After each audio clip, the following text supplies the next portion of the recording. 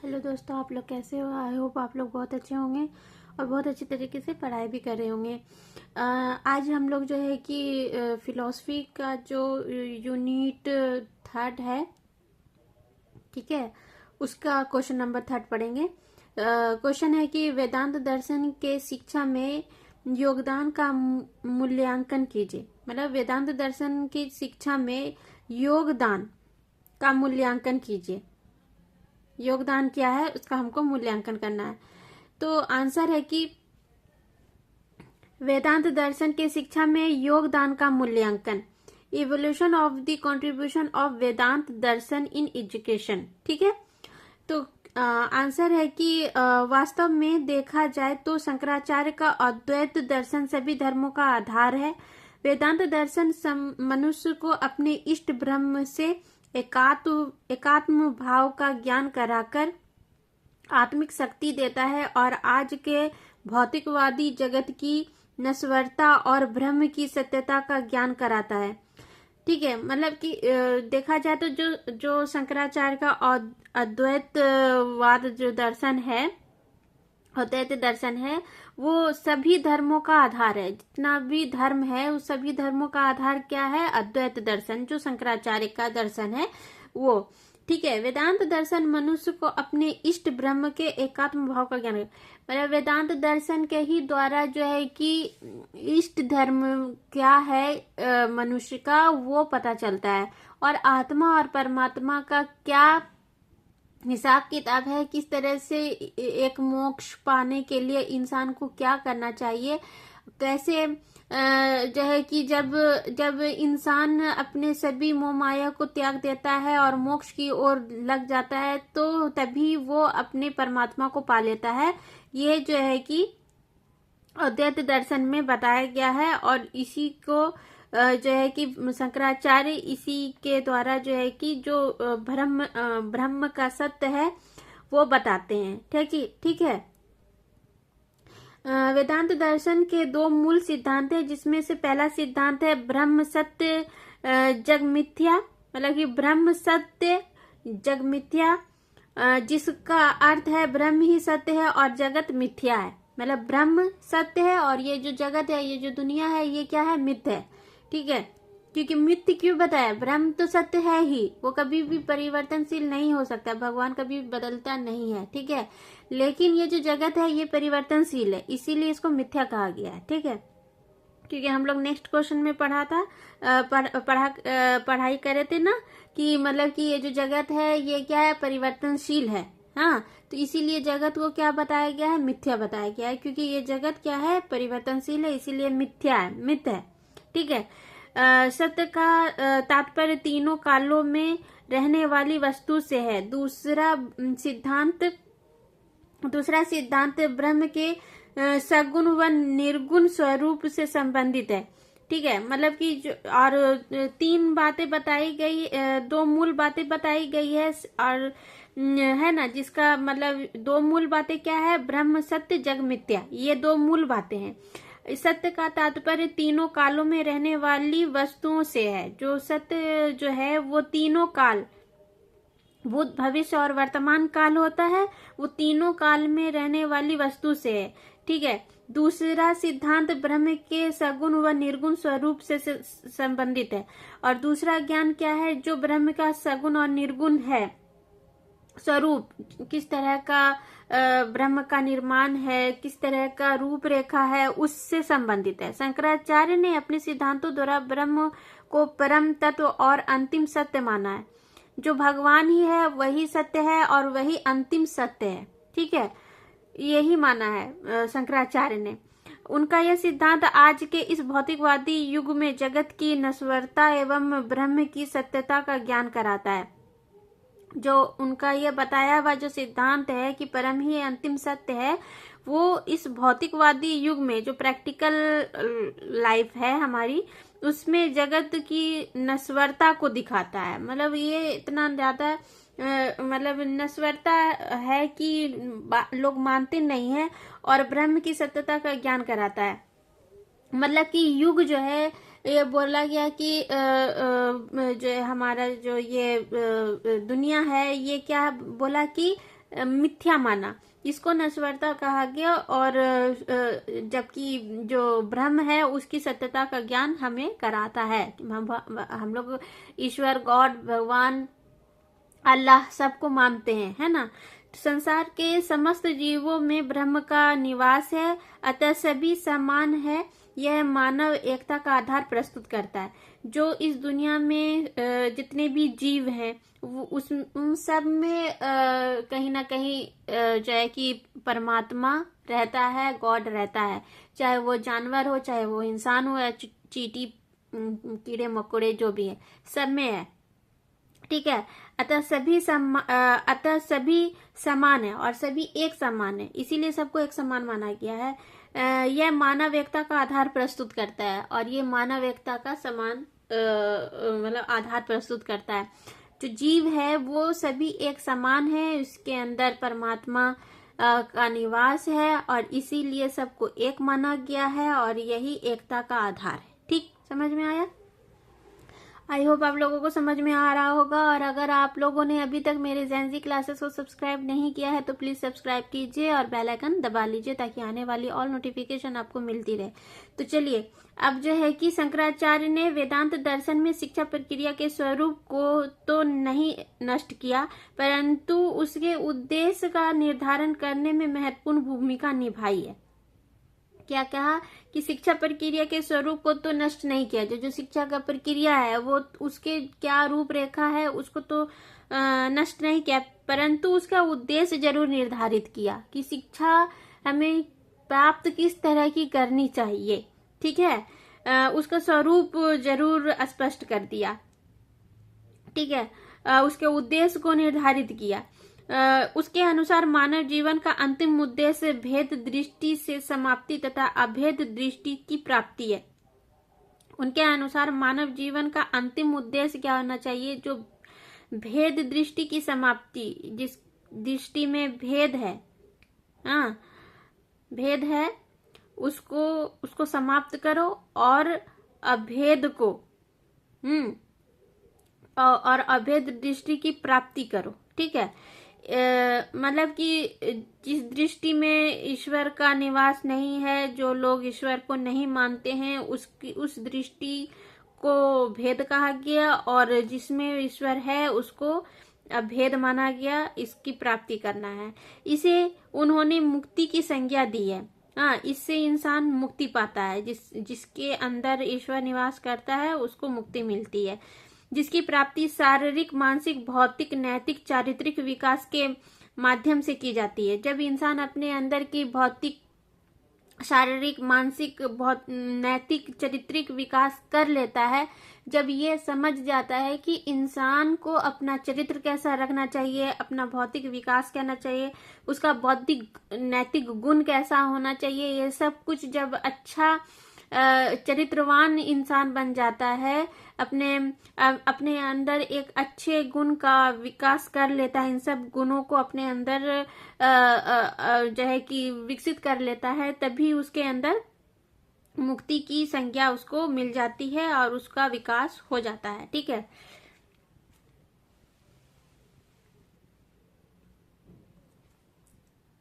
शंकराचार्य ने वेदांत दर्शन में शिक्षा प्रक्रिया के स्वरूप को तो नहीं, यह तो हो गया। शिक्षा के पाठ्यक्रम के संदर्भ में शंकराचार्य ने आध्यात्मिक क्रियाओं के महत्व पर बल दिया। आध्यात्मिक क्रिया जो कि भक्ति भाव से रिलेटेड होता है, आध्यात्मिक क्रिया होती है। यही कारण है कि आज के भौतिकवादी की युग में भी अच्छे एवं उच्च शिक्षण संस्थान अपने पाठ्यक्रम में योग को महत्व दे रहे हैं। और यही कारण है कि जो बहुत बड़े बड़े यूनिवर्सिटीज हैं, कॉलेज, स्कूल हैं, वहां पर योग दर्शन को महत्व दिया जाता है, ठीक है। ये जरूरी होता है। इसी प्रकार पाठ्यक्रम में मनुष्य के व्यवहारिक जीवन के लिए व्यवहारिक विषयों एवं क्रियाओं तथा आध्यात्मिक जीवन के लिए आध्यात्मिक विषयों व क्रियाओं को सम्मिलित करने की बात कही गई है। देखो, इसी तरह से जो व्यवहारिक गुण है, जो आध्यात्मिक गुण है, जो लाइफ है इंसान का, उसके साथ साथ उसके भी जीवन से, उस जीवन से रिलेटेड भी शिक्षा देने की बात इसके अंदर कही गई है, ताकि इंसान जो हो वो व्यवहारिक गुण के साथ साथ अपने आध्यात्मिक गुण पर भी फोकस करे, जाने समझे, सभी चीज उसके अंदर होनी चाहिए, ताकि वो अपने बौद्धिक, नैतिक और चारित्रिक, मानसिक, शारीरिक सभी विकास कर सके, और इसी के कारण उसको जो है कि सही उद्देश्य उसको मिले और उसकी मुक्ति को वो प्राप्त करे। ठीक है, हाँ, तो आगे बढ़ते हैं कि आध्यात्मिक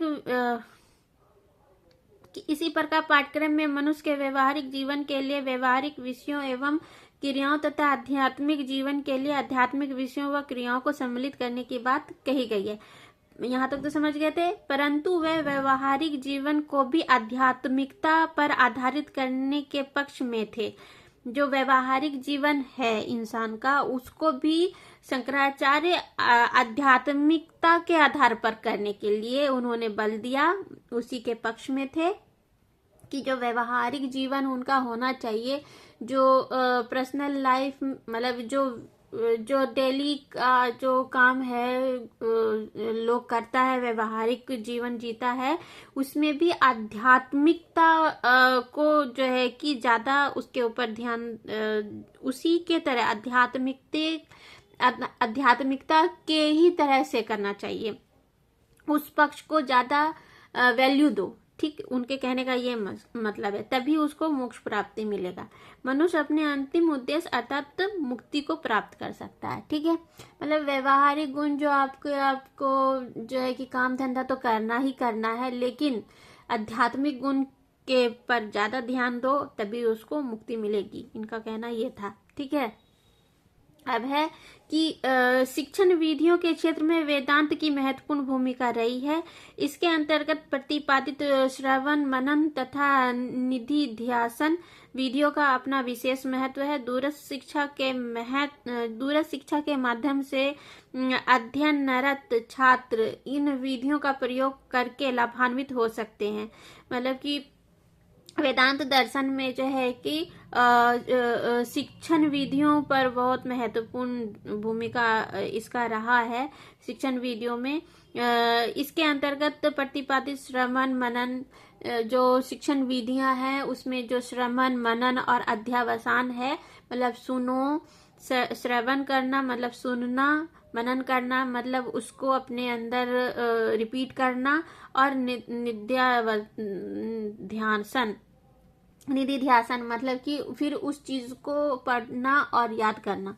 ठीक है, मन में दोहराना, सुनना, मन में दोहराना, फिर उसका ध्यान करना। ये चीज जो है कि इस वेदांत दर्शन में, शिक्षण विधि में इस चीज को हम लोग अपनाए हैं। ठीक है, इसी के द्वारा हम लोगों का पढ़ाई इसी विधि के द्वारा होता है। हम लोग सब अभी इसी विधि के द्वारा पढ़ते हैं। पहले टीचर पढ़ाते हैं, हम ध्यान से सुनते हैं, फिर हम उसको अपने मन में रखते हैं, घुमाते हैं। ठीक है, उसके बाद फिर उसको याद करते हैं, उसको दोहराते हैं अपने मन में। ठीक है, ये हो गया। दूरस्थ शिक्षा के माध्यम से अध्ययनरत छात्र इस विधियों का प्रयोग करके लाभान्वित हो सकते हैं। जो दूरस्थ शिक्षा है, जो दूरस्थ शिक्षा मतलब कि ओपन यूनिवर्सिटीज में जो लोग पढ़ते हैं, डिस्टेंस लर्निंग, तो उनको जो है कि इसी तरह का विधि अपनाते हैं लोग और इससे लाभान्वित होते हैं। ठीक है, मतलब कि जो जैसे कि ऑनलाइन अभी जो तुम पढ़ रहे हो, ऑनलाइन पढ़ रहे हो, तो अभी क्या करोगे कि कान में हेडफोन लगा करके जो भी बोला जा रहा है, जो भी इसके अंदर जो आंसर है उसको मैं बढ़ा रही हूँ, आप उसको सुन रहे हो। ठीक है, सुनने के बाद ध्यान से सुनोगे, उसके बाद हेडफोन अपने कान से हटा दो। उसके बाद फिर क्या होगा कि वो चीज आपके दिमाग में रिपीट होगी, अगर ध्यान से सुनोगे तो। ठीक है, अगर आपके दिमाग में इधर उधर की बातें चल रही होंगी तो फिर तो नहीं होगा, क्योंकि एक टाइम में इंसान अगर 50 को चीज सोच रहा होता है तो उसके अंदर कोई भी एक चीज नहीं घुस पाता है। तो अगर आप मेरे वीडियो को सुन करके ध्यान से फिर हटा देते हो, तो फिर आपको ये आपके माइंड में ये रिपीट होगा कि क्या चीज पढ़ा। ठीक है, क्या चीज समझा, क्या पढ़ा, कौन सा क्वेश्चन था, कैसा आंसर था, किस तरह से बताया गया, इसके आंसर का मतलब क्या था। और उसके बाद फिर आप उस चीज को एक दो बार सुन लोगे, रिपीट कर लोगे, पढ़ लोगे, ठीक, तो फिर आपको वो चीज याद हो जाएगी। ठीक है, तो यही बात है। उसके बाद फिर शंकराचार्य के वेदांत दर्शन की एक प्रमुख विशेषता है शिक्षक के जीवन मुक्ति और शिष्य को साधन चतुष्टय का निर्देश देना। ठीक है, मतलब कि शंकराचार्य जो इसमें बताते हैं कि शिक्षक को जीवन मुक्ति और शिष्य को साधन चतुष्टय का निर्देश देते हैं शंकराचार्य शिक्षण विधि में। यदि आज के युग के शिक्षक एवं छात्र उनके इस निर्देश का पालन करें तो शिक्षा जगत की बहुत सारी समस्याओं का समाधान सरलता से किया जा सकता है। मतलब कि शिक्षक को तभी मुक्ति मिलेगी जब छात्र उस चीज को अच्छे तरीके से समझ लेगा। अगर टीचर सिर्फ एक चीज उसके दिमाग में रहेगा कि जो हम रट रटा कर करके आए हैं क्लास में पढ़ाने के लिए, उतना हम पढ़ा लें, बस उतना ही मेरे लिए काफी है, उससे ना ज्यादा नॉलेज दें बच्चे को और ना ही ज्यादा उसके बाहर जाए ना अंदर रहें, बस जितना है उतना ही में रहें। ठीक है, तो इससे क्या होगा कि जो बच्चे हैं उसको सही ज्ञान प्राप्त नहीं हो सकेगा। ठीक है, टीचर को हमेशा ऐसा होना चाहिए जो कि अपने बच्चों को इस तरह की शिक्षा दे जिससे कि वो आगे चल कर करके अपने ज्ञान का विकास मतलब उसका इस तरह से विकास करना चाहिए ज्ञान का कि उसका विकास हो, माइंड इस तरह से डेवलप हो जाए कि वो किसी भी चीज को बहुत आराम से समझ भी जाए और आंसर कर भी ले और आगे के लाइफ में वो बहुत अच्छा अपने आप को साबित कर सके। ठीक है, तो ये होना चाहिए। और मेरे ख्याल से मेरा भी यही मानना है कि आपको पढ़ाई इस तरह से, अगर आप मेरे वीडियोस को देखते हो सुनते हो तो आपको मेरे वीडियोस से ये समझ में आता है, क्योंकि मैं हर एक लाइन को बहुत अच्छे से खोल कर समझाती हूँ और आपको इस चीज को समझने में कोई भी प्रॉब्लम नहीं होती होगी। I am sure, I am 100% sure. ठीक है, तो और आपको ये जो भी क्वेश्चन होता है उसको एक बार सुन लेने के बाद फिर दोबारा आप अगर सच में उस चीज को सुन लेते हो तो 100% ध्यान से, लेकिन 100% आपको याद रह जाता है। ठीक है, ये मेरा पक्का वादा है। आगे बढ़ते हैं कि शिक्षक को तभी मुक्ति मिलेगी, ठीक, मुझे भी मुक्ति तभी मिलेगी जब आप अच्छे से उस चीज को ध्यान से समझ लोगे। और शिष्य साधन चतुष्ट होना चाहिए, मतलब जो पढ़ाया टीचर उसका वो साधन करे। ठीक, तो ये है।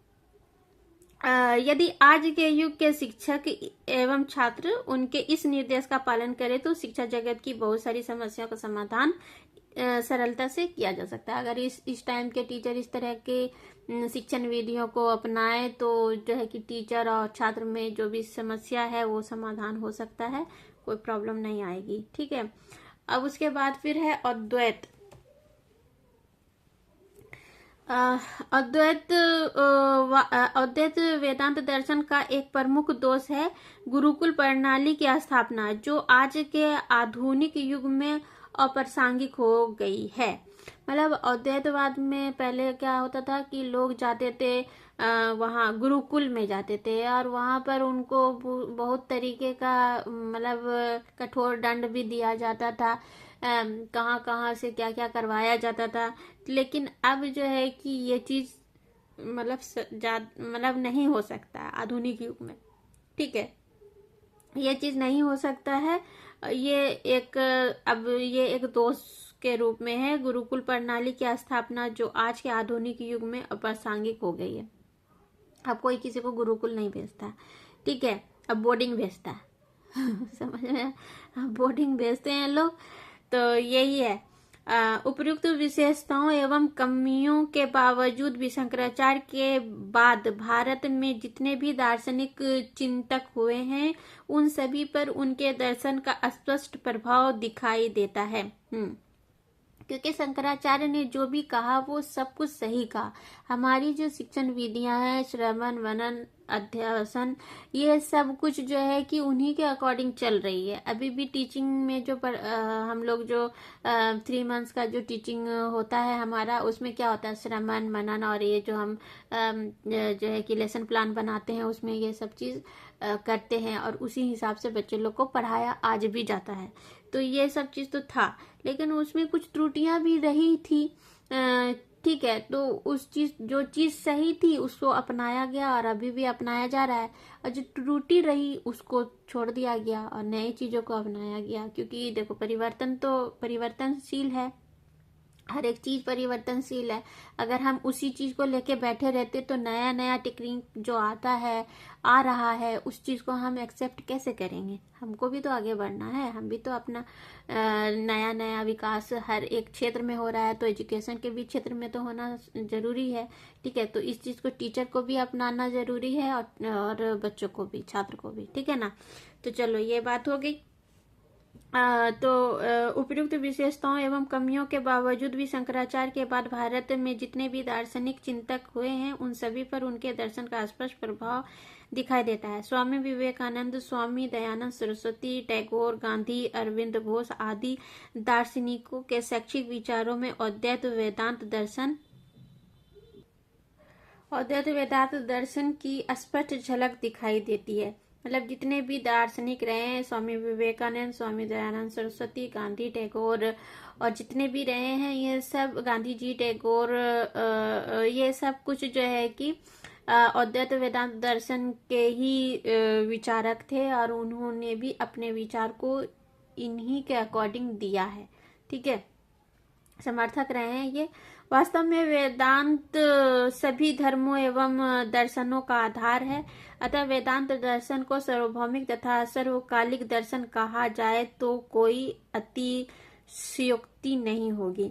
हाँ, ये जो वेदांत दर्शन है सभी धर्मों और दर्शनों का आधार माना गया है, बेस माना गया है। इसी से धर्म भी है, इसी से दर्शन का ये आधार भी है। इसीलिए वेदांत दर्शन को अगर हम ये कहें कि सार्वभौमिक तथा सर्वकालिक दर्शन है तो ये कोई गलत बात नहीं होगी, क्योंकि यही सर्वभौमिक है। हर जगह जो है कि वेदांत दर्शन के ही द्वारा जो है कि शिक्षा का निर्माण हुआ, दर्शन में शिक्षा का निर्माण हुआ। हर एक शिक्षा में जो है कि जो फिलोसफर सब आए उनके द्वारा भी जो सिद्धांत दिए गए वो इन्हीं के अकॉर्डिंग दिए गए। तो हमारा ये कहना सही है कि जो भी है सब वेदांत दर्शन के ही द्वारा है, और शंकराचार्य के द्वारा जो बताया गया है उन्हीं के द्वारा है। ठीक है, तो आई थिंक आप लोगों को ये क्वेश्चन भी बहुत अच्छे से समझ में आ गया होगा।